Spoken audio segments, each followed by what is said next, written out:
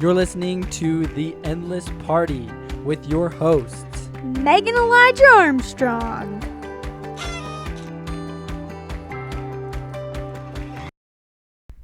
Hello, everybody, and welcome back to The Endless Party. Welcome back.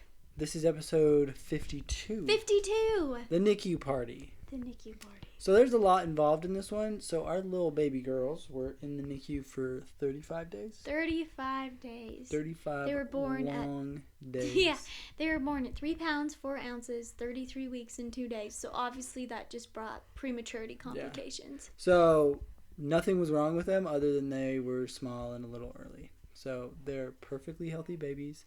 They're up big time in weight, and they're doing really well. So in case you were wondering.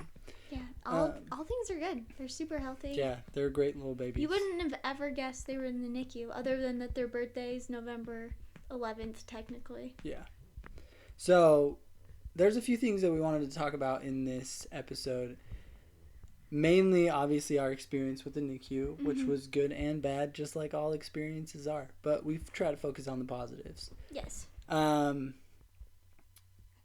So, first of all, I want to, just express our utmost appreciation and gratitude for the countless nurses that give so willingly of their time. Yes. It's because of them that our little baby girls are even alive and healthy and thriving and doing well. And there's so many nurses up at that NICU here in Pocatello that we owe so much to, and that made our experience that much better and that much sweeter because we had the opportunity to meet them. And so we're extremely grateful for those in the medical field that really just give their time and their attention and love to the betterment of really everybody. And so we appreciate that. Thank you, nurses. Yeah, thank you anybody who's a nurse. Yes. So a couple things that as soon as we started going to the NICU, I started to kind of understand a little more, and my understanding was this: the world would be a little better place if we kind of treated it as if it was a NICU. You know, for example, like the biggest thing, nobody has a problem washing their hands if it involves a tiny NICU baby. Nobody has a problem speaking a little softer if it involves a tiny NICU baby.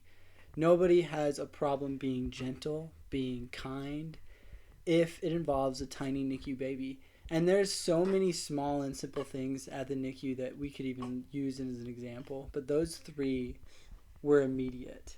You know, for example, my family, I come from a very rambunctious and loud family in a very real sense.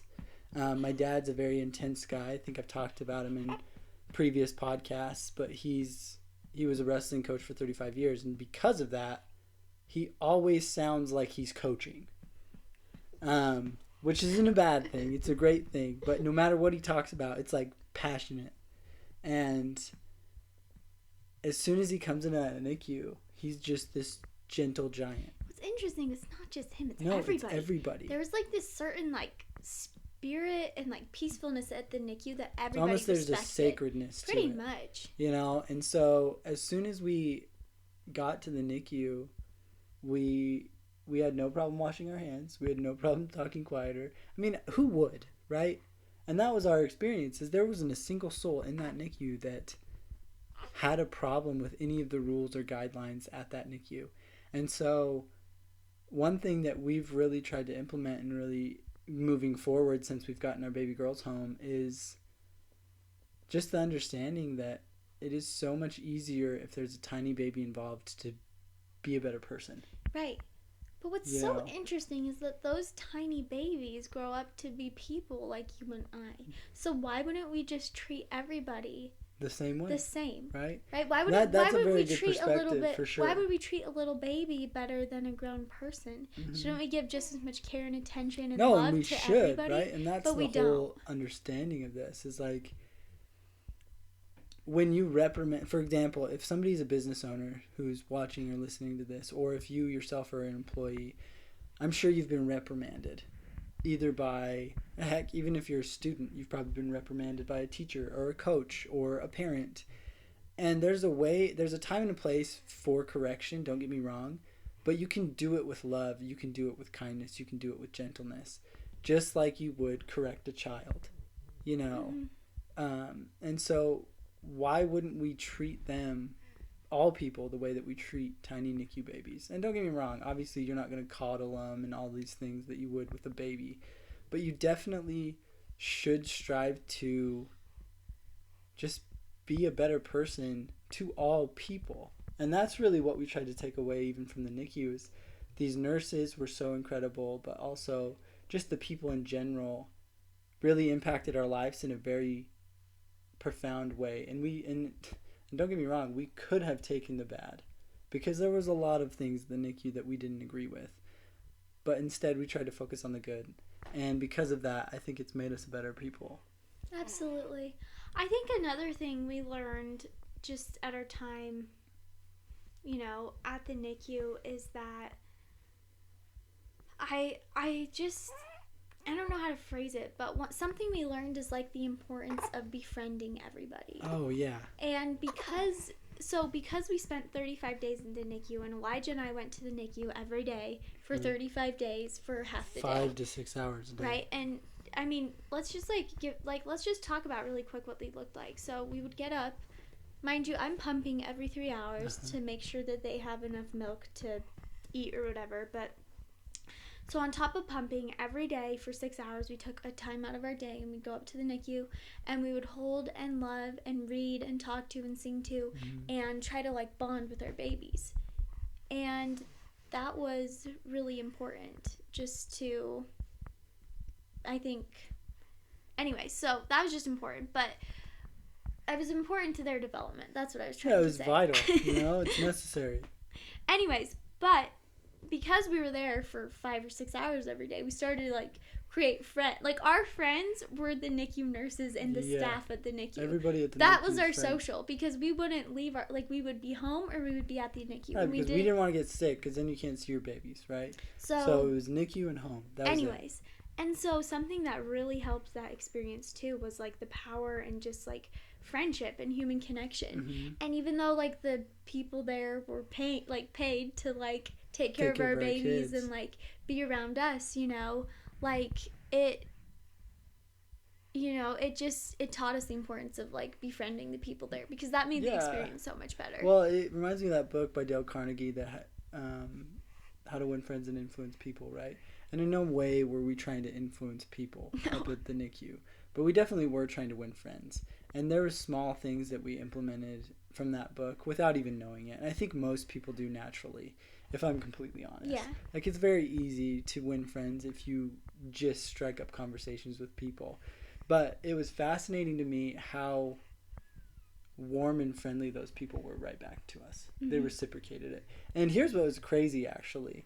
As soon as we started to like just really be our authentic selves and be lively in our personalities and really just like for example, one of our favorite nurses, her name was Lisa, and there was a couple times that Lisa wasn't our nurse, and so we would just like not yell, but like Lisa! A loud whisper to her, be like, Lisa, and immediately Lisa would turn around, and Lisa was kind of a more shy personality, if you would say, right?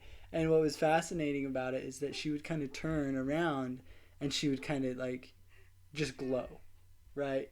But it was like you're embarrassing me glow, but you could tell that she really appreciated it.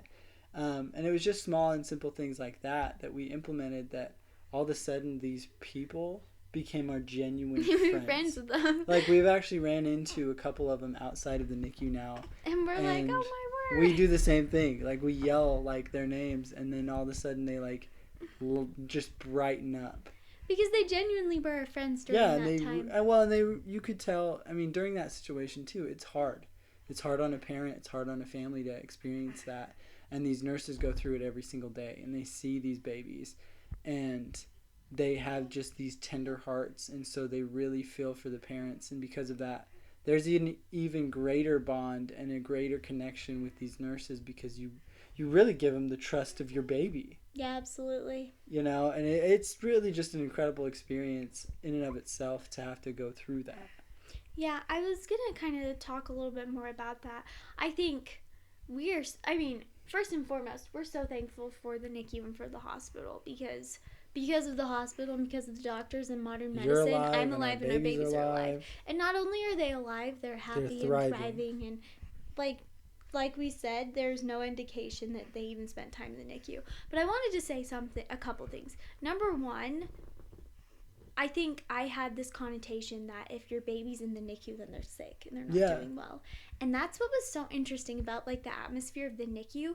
It didn't feel like we were in this, like, section of the hospital full of sick babies. What it was is it was a space for these babies to grow and develop. Yeah. And it was kind of so special because we got this extra time with our babies. Instead of them being born at 40 weeks, we had this special time to be with them at 33. Mm-hmm. And that's kind of like the just the mindset we had as we were there. We got bonus time. We got bonus time. Even nurses called it. And it was so special to watch their development from these 3-pound babies to make it home at almost 5 pounds, right? Mm-hmm. We brought them home at about 4:13, 4:14, basically 5 pounds. But it was so special to, like, watch, that their development growth that you don't get to see when they're, in utero. So it was really cool. Yeah, I agree, for sure. It was actually interesting, too, is at the NICU, they have to go through some pretty hard things, right? Because they have to grow. And in order for that to happen, you have to put them in what's called isolates. But it was cool, too, is the NICU would call it their little houses. Mm-hmm. And, so on the outside of the NICU, the little isolates, it said, my house was changed on this day, or my house was cleaned on this date. And so it was just a lot nicer for even the parents to be able to, hey, I'm going to put you back into your house after we had to go home for ourselves and everything else. Instead of being I have to put you back in your isolate. Right. Where you're going to be alone by yourself, for the next hours. Instead it was I want to put you in your little house so you can grow and thrive. Yeah. I think that's kind of touched on the next thing I wanted to talk about, and that was there are so many beautiful things at the NICU, but one of the things that definitely did teach us because of its nature is there is nothing worse than saying goodbye to your baby every day and knowing that they're growing and developing and you're not there for it. Because realistically, Elijah and I couldn't be there 24/7. No. We had to sleep and we had to develop. They had to develop. And they had to develop without our stimulation. And what was interesting too is the NICU can sometimes mentally get to you, and so you can't spend all day every day for a month being at that NICU. It's going to start to get to you and it'll start to get to your babies. But there was nothing worse. I cried so many times as we were driving away from that hospital because I was like, you were leaving your babies. And it was so sad. And it is really sad, and it's a really hard thing to do. And you do it for 35 days, and any parent who experienced the NICU completely understands what that means. And I think it's definitely harder on the mother than it is the father, just because the mother had that baby with her 24/7, 365 for 9 months, or in Meg's case, 7 months, and now all of a sudden you just have to leave them. Right. I will say, though, I think because of the time they spent in the NICU, something that I've tried to look at is, let's just be transparent. Caring for 2 premature NICU twins is really hard. Yeah, it was real. And some days when our babies are crying at us for 12 hours straight, it feels like, or it's just a rougher day, and I just feel so overwhelmed and so sad. I can think back. Then I can think back and I think, oh my goodness. So much better to have so them crying at me. That they're home here with me, even though I'm so sad and they're sad and we're no one's sleeping and it's really hard. But it's I would rather have them home with me than be up there being taken care of by somebody else. Yeah, absolutely. And so that's I think one of the positives of the NICU experience is that I think it helped prepare us for just the rigor of taking care of twins, because it's hard. It's really hard. Just to give you a prequel into our next episodes, the first 10 days that they got home, we didn't sleep. We really did pull 10 all-nighters. I'm not even playing. It's not an exaggeration. We pulled 10 all-nighters. It was really bad. It's not even funny. I don't know why I'm laughing. But It's then horrible. but then you look back and like really think back to the NICU and you understand like how hard it was for you to leave these kids at the NICU, and so all of a sudden those 10 days of no sleep become a little bit easier. Not saying they're easy by any means, because they're not. So hard. They were garbage. Like, I felt like garbage. Meg felt like garbage. It was... Like, we are very optimistic people, and I was at my wits' end. I was so depressed. I'm so good at keeping my cool, but we were both like, I hated everyone. life is horrible. I hated everything. We should have never got married. We shouldn't have had kids. It really was that bad. Sleep okay. Like, also, this was actually really funny. Just real quick, then you can go. One of Meg's aunts actually had a baby at the same time. So she had one baby, and we've kind of been texting back and forth with her. And she's hilarious, but she sent a message, and she's like, I just sent you guys a message that I had a conversation with my husband over text, and I highlighted the important parts. And all she highlighted was, this is really hard. And then her husband. This is so hard. And then her husband said, yeah. Anyways, yeah. So, it's hard. But that doesn't mean that it's not worth it or that we don't really appreciate these little balls of joy and these blessings, because they are a blessing and they are so great. And it's in the hardship that it makes them so meaningful, because we have worked really hard to keep them alive and keep them here with us. I will say also, I think we can talk a little bit about this in this episode. So eventually we did bring him home, and like we explained, 10 days of no sleep. I think for me, the hardest part of being a parent is actually the sleep deprivation. I feel like if I never had to sleep, I feel like I could manage easily our babies like so much better. But the fact is that I need sleep and regeneration. And when you don't get sleep, it just makes everything these balls so of dark. Joy turn into demons. Right? What? And it's not to say that they are demons. It's just because you are slow sleep What really deprived. happens is you become the demon. Yes, you become the demon. Not That's them. exactly. You're the demon. But in your head, you're like, you are a nightmare. But they're not. They're really not. They're just such babies, good babies, right? And they're actually really good babies. But in your head, because you're so sleep deprived, you become a monster. Yes. And so it's interesting, and that is really the hardest part about being a parent, is the sleep deprivation. That's what I think. That's what I've learned. Oh, absolutely. Because of that, that's what makes you turn into a monster. Absolutely. And I think that's what makes everything just That's what makes anybody a monster. Like, seriously, think about it. Why is sleep so crucial to the know, human? But it is necessary. And I just don't, honestly, also, this experience has, like, given me so much respect for people with multiples, especially single mothers. I don't know how single mothers of multiple babies, like, that's so hard. I don't know how it's even possible. Like, you have to have help. You know? Yeah. Like, you have to. Like, if there wasn't two of us, like, she would have to go call her mom up. I would need some help. Live in Arizona for a while. Like, you'd have to have help. Like, it's really intense. Right.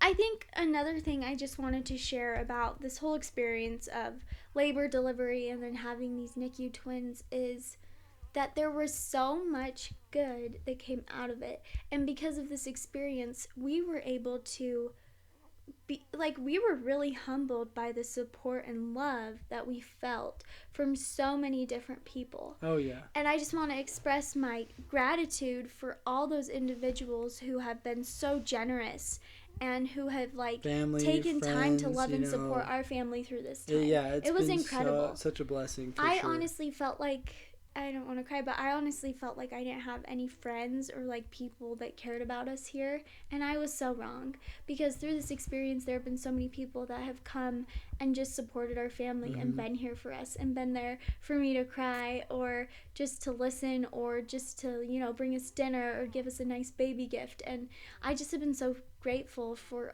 all of those like people who have been like angels in our lives and like blessings. For sure. I get the one thing I actually wanted to add in the NICU party episode is this too. If you are a parent that's experiencing the NICU and you don't agree with something the doctor or the nurses are doing, it is within your right to say something.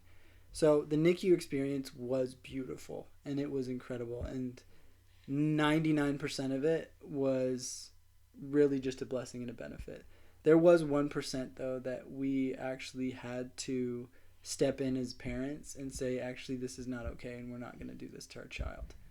And understand that it is completely appropriate. In fact, it is necessary for you as a parent to advocate for your kids. Okay? And thank heavens we just have good parents of our own that really helped us to kind of be like, hey, like, so this is what's going on. What would you do?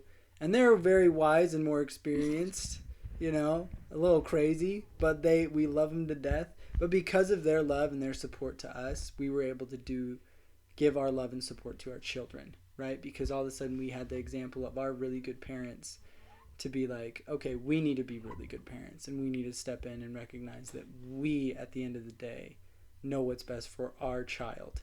And so that's one thing I wanted to really emphasize, is that if you do have a child, even if it's not a NICU baby, and something is going on in their life that you don't agree with, say something.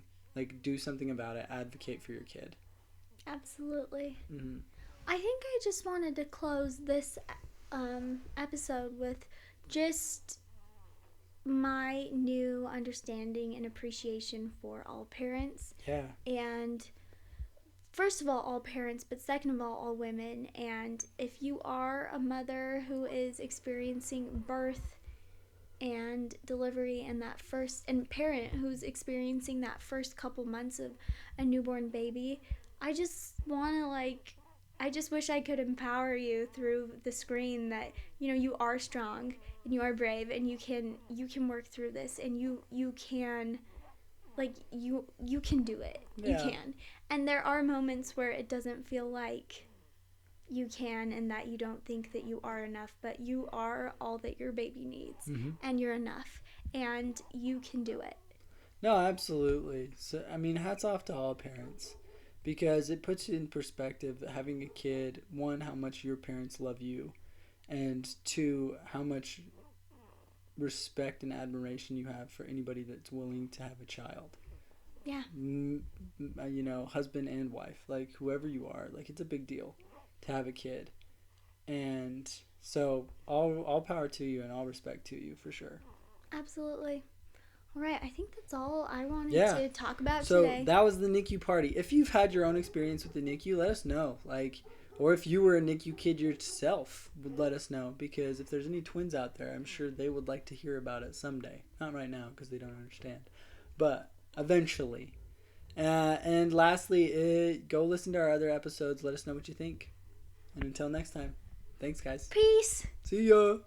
You've been listening to The Endless Party. Please feel free to join us over at our website, theendlessparty.com, for more of our content.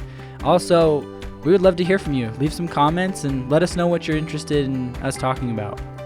Seriously, like, subscribe, leave a 5-star rating, whatever it is the platform says to do, so that we can keep partying together.